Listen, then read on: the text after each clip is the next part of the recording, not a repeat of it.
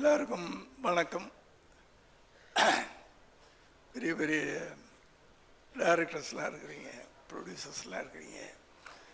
அண்ணன் அப்பப்போ பேசிக்க மாட்டோம், அப்புறம் பேசிக்குவோம் அப்படின்லாம் சொன்னீங்க. ஆனால் 45 வருஷமாக நான் அவரோட பேசிக்கிட்டே இருக்கிறேன். காரணம், அவரும் ஒரு டிசிப்ளினான ஒரு டிஸ்ட்ரிபியூட்டர், நானும் அப்படி இருந்தேன். அதனால இந்த வைப்ரேஷன் எங்களுக்குள்ள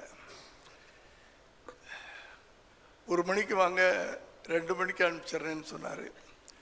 இந்த வயசில் 3 மணி நேரம் உட்கார வைக்கிறீங்க, பரவாயில்ல. நல்ல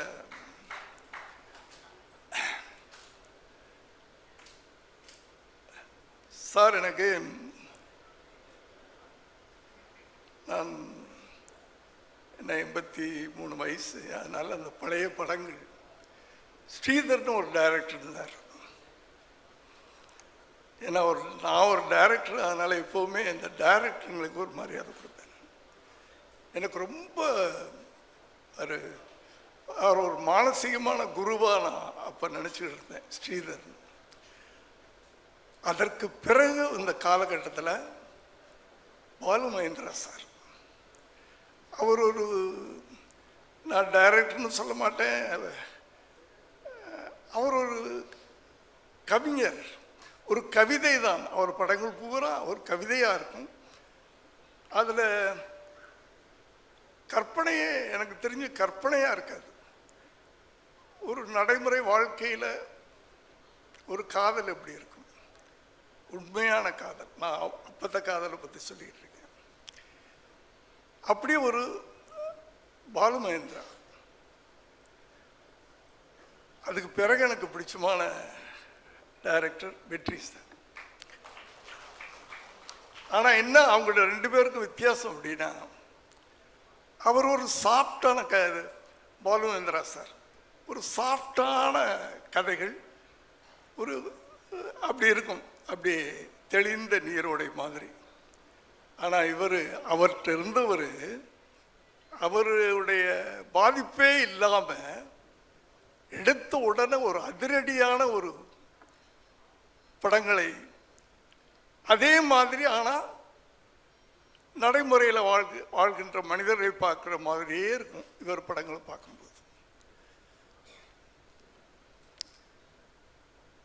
எனக்கு கூட ரொம்ப ஆசை. அந்த ஆசை இப்போ விஜய் ஒரு படமாவது அவரோட பண்ணணும் அப்படின்னு நான் ஆசைப்பட்டேன். அவரும் ஆசைப்பட்டார்னு நினைக்கிறேன். அது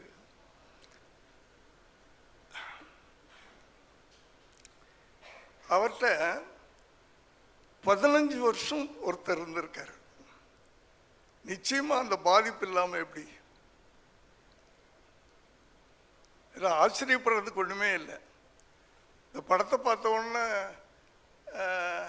நீங்கள் வெற்றி அசிஸ்டண்ட்டா கரெக்ட் அப்படின்னு சொன்னாங்க எல்லாரும். நான் படம் பார்க்கல. நிச்சயமாக அந்த பாதிப்பு இருக்கும். ஏன்னா 15 வருஷமா அவர்கிட்ட நீங்கள் இருந்திருக்கிறீங்க. இது ஒரு சின்ன உதாரணம். டைரக்டர் சங்கரை பற்றி உங்கள் எல்லாருக்கும் தெரியும். நான் இந்த 80s எங்கள் கதைகள்லாம் ரொம்ப பேருக்கு தெரியாது.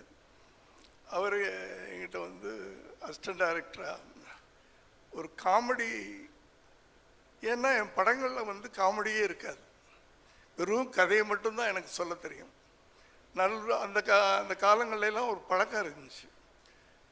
ஒரு சீரியஸ் சப்ஜெக்ட் ஒன்று போய்கிட்டே இருக்கும், ஒரு காமெடி ட்ராக், அது ஒரு கதை தனியாக இருக்கும். ஒரு 3 சீன் சீரியஸ் சீன் வந்துச்சுன்னா ஒரு சீன் அது வரும் நடுவில். அது ஒரு ஸ்க்ரீன் பிளே பேட்டர்ன் அப்போ.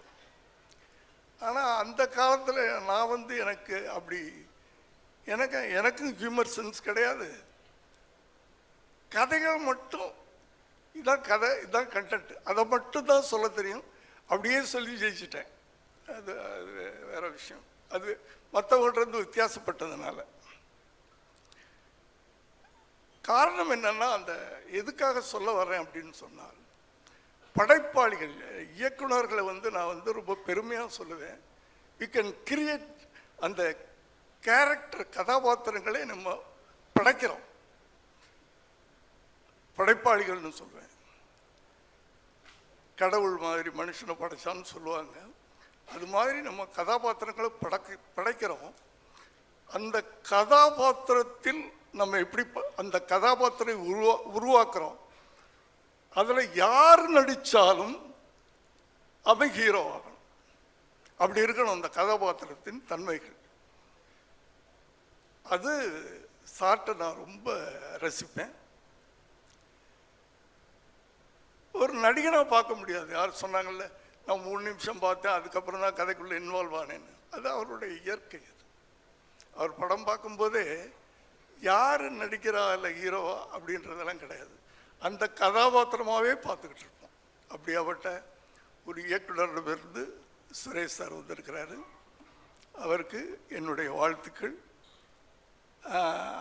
திரும்பவும் சொல்கிறேன், as a directors we can create characters, we can create heroes. அது வந்து நான் பெருமையாக சொல்லிக்கிறேன் நான். அதனால் தம்பி அக்ஷய், உங்களுக்கு முதல் படமே வந்து என்ன, நான் அவரை பற்றி அப்புறம் சொல்கிறேன். ஒரு நல்ல டீம் கிடச்சிருக்கு, நல்ல இயக்குனர் கிடச்சிருக்கார்.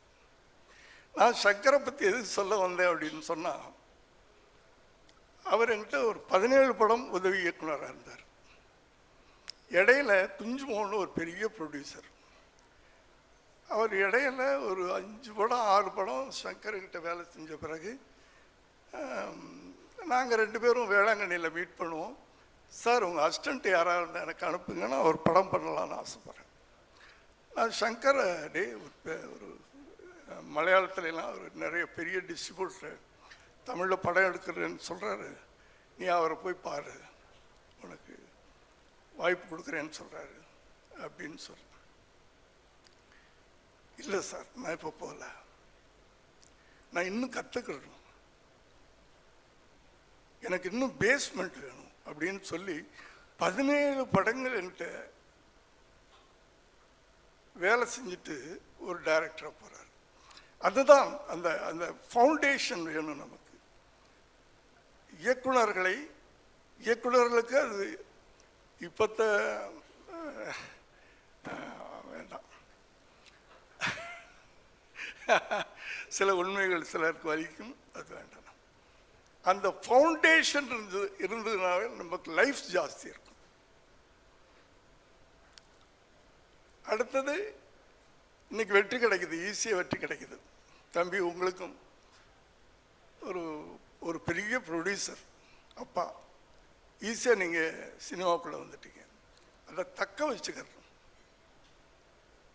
உங்களுக்கு ஒரு இன்விடேஷன், வெற்றியுடைய அசிஸ்டன்ட். இதை எப்படி தக்க வச்சுக்கிறது அப்படின்றது தான் வந்து நான் அதைத்தான் சொல்லணும்னு நினைக்கிறேன். மற்ற படத்தை பற்றி எனக்கு டிசிப்ளின் வேணும் சார் லைஃப்பில். வந்து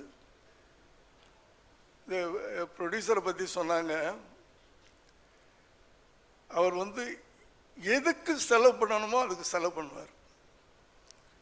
கணக்கு வழக்கெல்லாம் அப்படி பார்ப்பார், இப்படி பார்ப்பார். செல்லுமணி சார் சொன்னார், உடனே பில்லை வந்து எனக்கு இப்படி போட்டாங்க அப்படி போட்டாங்கன்னு.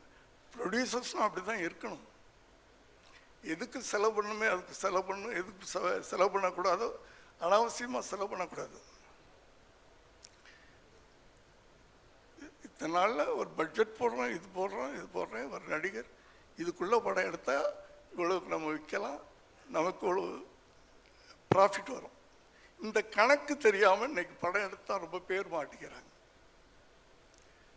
அதெல்லாம் அப்போல்லாம் வந்து படம் ஆரம்பிக்கும் போது அண்ணனுக்கு தெரியும், சுப்பிரமணிய அண்ணனுக்கு, இன்று ஆரம்ப விழா அப்படின்னு மேலே போடுவோம். ஃபுல் பேஜ் விளம்பரம் அப்போலாம் கொடுப்போம். மேலே வந்து இன்று படம் ஆரம்பம், கீழே வந்து இத்தனாம் தேதி ரிலீஸ். ஒரு 3 மாதமோ 4 மாதமோ கழித்து ரிலீஸ் டேட் போடுவோம். அந்த ரிலீஸ் டேட் ஒரு நாள் அப்படியும் போகாது இப்படியும் போகாது. அப்படி பல ப்ரொடியூசர்ஸ் இருந்தாங்க. அதனால தான் அவங்களாம் அத்தனை காலங்கள் நிலைக்க முடியுது. அதனால் அந்த டிசிப்ளின், டெடிக்கேஷன். நீ நடிக்கிறீன்னா உன்னை ஒப்படைச்சிட்ட, நீ டைரக்டர்கிட்ட ஒப்படைச்சிட்ட, சரண்டர் ஆயிடணும். அங்கே வந்து நான் வந்து லலித்துடைய பிள்ளை அப்படின்லாம் நடிக்க வந்துட்டியா டைரக்டர்னு சொல்கிறார்.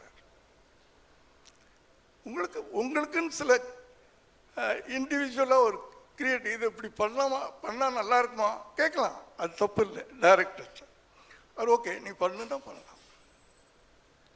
இப்படி அந்த டெடிக்கேஷன் டிசிப்ளினை நீங்கள் வச்சுக்கிட்டீங்கன்னா எதிர்காலத்தில், ஏன்னா வந்து என்ட்ரி ஈஸியாக கிடைச்சிரும் உங்களுக்கெல்லாம். ஏன்னா அவர் எப்படி வேணாலும் படம் எடுக்கலாம், எவ்வளோ வேணாலும், ஏன்னா அவ்வளோ சம்பாதிச்சு வச்சுட்டார் இந்த ஷார்ட் டைமில். புரியுதா? ஆனால் அதை நீங்கள் எப்படி தக்க வச்சுக்க போகிறீங்க அந்த வெற்றியை, அதை புரிஞ்சுக்கங்க. அடுத்தது லலித் சார், அவர் சொன்னார், அவரை வந்து எத்தனையோ வருஷங்களுக்கு முன்னாடி என்னுடைய மண்டபத்தை லீஸ் எடுக்கிறதுக்காக வந்தார். அப்போ சுப்பிரமணியன் எனக்கு ஃபோன் பண்ணி சொல்கிறார், சேசி சார் நீங்கள் எங்கிட்ட எப்படி பிஸ்னஸ் பண்ணுவீங்களோ அதே மாதிரி லலித்தை நினச்சிக்கோங்க. இதே வார்த்தை சொன்னீங்க சார், கரெக்டாக? நான் எப்படியோ அதே மாதிரி லலித் நீங்கள் நம்பி அவர்கிட்ட கொடுக்கலாம் அப்படின்னாரு. அப்போ ஆரம்பித்த அந்த தொடர்பு கொஞ்சம் கொஞ்சமாக இன்றைக்கி தமிழ்நாட்டில் உலகம் பூரா தெரியக்கூடிய ஒரு பெரிய தயாரிப்பாளராக இருக்கிறாரு. அவருக்கு என்னுடைய வாழ்த்துக்கள் சார். எல்லோரும் படத்தை பற்றி சொன்னாங்க. நான் சொல்ல அந்த படத்தை நம்ம மிஸ் பண்ணிட்டோமே, என்னை கூப்பிடலேன்னு நான் ஃபீல் பண்ணேன். பரவாயில்ல, நான் உட்கார்றதில்லை, வெளியே போய் படங்களே பார்க்குறதில்ல நான். நன்றி சார். மற்றபடி இந்த படத்தில் வேலை செஞ்ச அத்தனை பேருக்கு என்னுடைய வாழ்த்துக்கள். சமீப காலமாக எனக்கு ஒரு குறை இருந்தது. ஏன்னா எனக்கு கல்யாணம் பண்ணி வச்சது வந்து சிவாஜி சாரும் உங்கள் பாட்டியும், ரெண்டு பேரும் வந்து தான் எனக்கு கல்யாணம் பண்ணி வச்சாங்க. அப்போ இருந்து உங்களுக்கெல்லாம் நீங்கள்லாம் பிறக்கலை. அந்த அந்த 20 பேர் உட்கார்ந்து சாப்பிட்ற டைனிங் டேபிள் இன்றைக்கி இருக்குதுன்னு நினைக்கிறேன் வீட்டில், இல்லையா? உங்கள் பாட்டி அந்த டைனிங் டேபிளில் தான் எங்கள் அசிஸ்டன்ட் டைரக்டர்லாம் உட்காந்து சாப்பிடுவாங்க. போனோம் கீழேலாம் உட்கார வைக்க மாட்டாங்க, அவங்களே சர்வ் பண்ணுவாங்க. அப்படி எனக்கு அண்ணன் அண்ணன் அண்ணன்னு சொல்லிட்டு சிவாஜி சார் ரொம்ப பிடிக்கும். உங்களுக்கு முதல்ல ஒரு நல்ல படம் அமைஞ்சது, அது பிறகு பண்ணீங்க. சமீப காலமாக ஒரு நல்ல டீம் உங்களுக்கு அமையலையோ? ஏன்னா ஒரு நல்ல நடிகன் உங்களுக்குள்ளே இருக்கார்.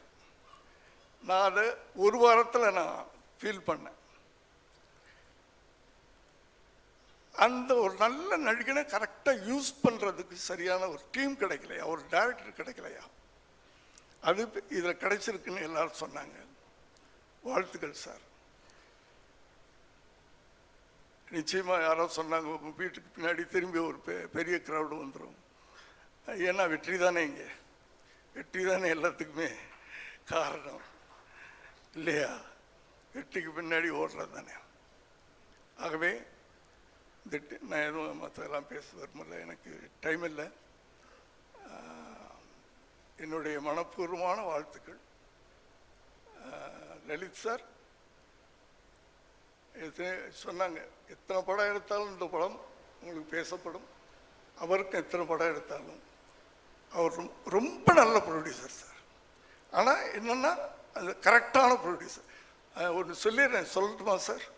அவங்க வீட்டில் அவங்க ஒய்ஃப் ஒரு நாள் என்கிட்ட சொன்னாங்க, அவர்கிட்ட இந்த படம் விஷயம் பேசினா மாத்திரம் அர்ஜென்ட்டாக பாத்ரூமில் போய் தாப்பா போட்டுக்குருவார். உனக்கு வேணுங்கிறத நான் கொடுத்துட்டேன்ல, மாதத்துக்கு இவ்வளோ வேணும்னா கொடுத்துட்டேனா, அதுக்கு பிறகு என்ன நொயிட்டு அது சொல்ல மாட்டாரா? சொன்னால் வம்பு வந்துடும்ல. அதனால் பாத்ரூமில் போயிட்டு ஒரு அரை மணி நேரம் கழிச்சு தான் வெளியே வருவாராம். இதுக்குள்ளே அவங்க மறந்துடுவாங்க என்ன எதுக்கு நம்ம. அப்படியாப்பட்ட ஒரு நல்ல ஃபேமிலி மேன். அதனால தான் குடும்பத்தில் பிரச்சனை இல்லாமல் இருக்கார். குடும்பத்துலேயும் கடன் இல்லை, தொழிலையும் கடன் இல்லை, இல்லையா சார்? அப்படியாப்பட்ட ஒரு நல்ல தயாரிப்பாளர், அவர் நல்லா வரணும். என்னுடைய வாழ்த்துக்கள். நன்றி, வணக்கம்.